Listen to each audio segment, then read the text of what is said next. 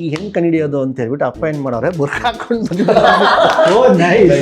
ಕಾರಲ್ಲಿ ಇರುವಾಗ ಇಲ್ಲ ಅಕ್ಕಪಕ್ಕ ಯಾರಾದ್ರೂ ಇದ್ರೆ ಬೇಡ ಅಂತ ನೋಡ್ಕೊಂಡು ಹಿಂಗೆ ಮಲ್ಕೊಂಡ್ಬಿಡೋದು. ರಚಿತಾ ಮ್ಯಾಮ್ ಅವ್ರು ಮೊನ್ನೆ ಡಬ್ಬಿಂಗ್ ಮಾಡುವಾಗ she cried for almost 10 minutes ಅಂತೆ. ಜಮೀರ್ ಸರ್ ಬಗ್ಗೆ ಜನಕ್ಕೆ ಗೊತ್ತಿಲ್ದಿರೋ 4 ಫನ್ನಿ ಥಿಂಗ್ಸ್. ತುಂಬಾ ರೇಗಿಸ್ತಾರೆ, ಸಿಕ್ಕಾಪಟ್ಟೆ ರೇಗಿಸ್ತಾರೆ.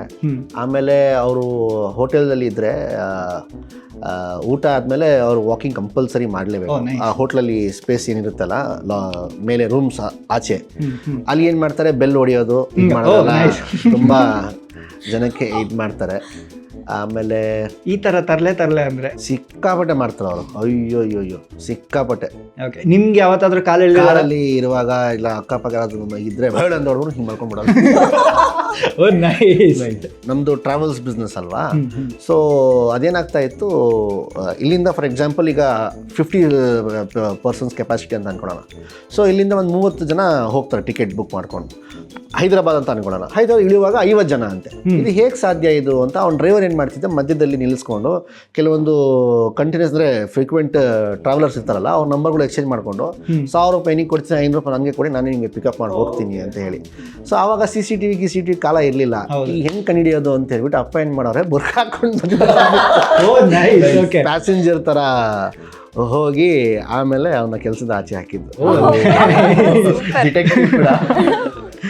Nice. So on this note, Zameer sir ಬಗ್ಗೆ ಬಹಳಷ್ಟು ಮೀಮ್ಸು ಸಖತ್ ವೈರಲ್ ಆಗಿದೆ. ಜಮೀರ್ ಸರ್ ಹೇಗೆ ಅದನ್ನು ತಗೊತಾರೆ? ತುಂಬ ಪಾಸಿಟಿವ್ ಆಗಿ ತಗೊಳ್ತಾರೆ. ನಾನಾಗ್ಬೋದು, ನಮ್ಮ ತಂದೆ ಆಗ್ಬೋದು, ನಮ್ಮ ಇಡೀ ಕುಟುಂಬ ಆಗ್ಬೋದು. ಅಂದರೆ ಸ್ಟಾರ್ಟಿಂಗಲ್ಲಿ may be when he start is career ಇನ್ 2004-2005 ಅಲ್ಲಿ ಪಾಲಿಟಿಕ್ಸಲ್ಲಿ, ಆವಾಗ ಈ ಥರ ಬಹುಶಃ ಆಗಿರ್ತಿದ್ರೆ ಸ್ವಲ್ಪ ಎಫೆಕ್ಟ್ ಆಗ್ಬೋದಿತ್ತು. ಬಟ್ ಹೋಗ್ತಾ ಹೋಗ್ತಾ ಹೋಗ್ತಾ ರಾಜಕಾರಣಿ ಫ್ಯಾಮಿಲಿಗಳಿಗೆ ಅದು ಹೋಗ್ತಾ ಹೋಗ್ತಾ ಅದೇನು ನಮ್ಗೆ ಅನ್ಸಕ್ಕೆ ಏನೂ ಅಲ್ಲ. We also take it in very light way and very fun way. And ಅದ್ರ ಮೂಲಕ ಯೂತ್ಗೆ ತುಂಬ ಕನೆಕ್ಟ್ ಆಗಿದ್ದಾರೆ, ಅದಂತೂ ಸತ್ಯ. ಹೌದು. ಕಲ್ಟ್ ಫಿಲ್ಮ್ದು ಒಂದು 3 to 4 ಹೈಲೈಟ್ಸ್ ಹೇಳೋದಾದ್ರೆ, ಇವಾಗ ಸಿನಿಮಾ ನೀವು ನೋಡಕ್ ಹೋಗ್ತೀರಾ ಜನವರಿ 23ಕ್ಕೆ, ಅದ್ರಲ್ಲಿ ಹೈಲೈಟ್ ಆಗಂದ್ರೆ ಇಂಟರ್ವಲ್ ಆಗೋಕ್ಕಿಂತ ಮುಂಚೆ ಒಂದು ಸೀನ್ ಬರುತ್ತೆ, ಅದು ಒಂದು ಹೈಲೈಟ್ ಆಗಿರೋ ಸೀನು. ಇಂಟರ್ವಲ್ ಆದ್ಮೇಲೆ ಒಂದು ಸೀನ್ ಬರುತ್ತೆ, ಅವೆರಡು ತುಂಬಾ ಮುಖ್ಯ. ಇವ್ರು ಯಾವಾಗ್ಲೂ ಹೇಳ್ತಾರೆ ಏನ್ ನೋಡಿಲ್ಲ ಅಂದ್ರೂ ಅವೆರಡು ನೋಡಿ ಅಂದ್ರೆ ಹಂಗಲ್ಲ, ಅದೇ ಅವೆರಡು ತುಂಬಾ ಮುಖ್ಯವಾಗಿರೋ ಸೀನ್ಸು.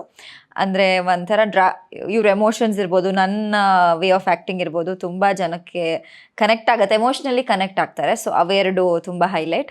ಆಮೇಲೆ ಆಯುಷ್ನೇ ವಿಜುವಲಿ ಇವಾಗ ಲಿರಿಕಲ್ ಅಷ್ಟೇ ನೋಡಿದ್ದಾರೆ, ಮೋಸ್ಟ್ಲಿ ವಿಡಿಯೋ ಸಾಂಗ್ ಬಿಟ್ಟರೆ ವಿಜುವಲಿ ತುಂಬ ಜನ ಇನ್ನೂ ಇಷ್ಟಪಡ್ತಾರೆ. ಯಾಕಂದರೆ ಆಲ್ರೆಡಿ ಮ್ಯೂಸಿಕ್ ಇಷ್ಟ ಆಗೋಗಿದೆ, ಇನ್ನು ವಿಜುವಲಿ ನೋಡಿದ ತಕ್ಷಣ ಇನ್ನೊಂದು ನೆಕ್ಸ್ಟ್ ಲೆವೆಲ್ ಫೀಲ್ ಕೊಡುತ್ತೆ ಅಂತ, ಅದು ಒಂದು ಹೈಲೈಟ್ ಅಂತ. ಇನ್ನೂ ಎಷ್ಟು ಹೇಳಬೇಕು?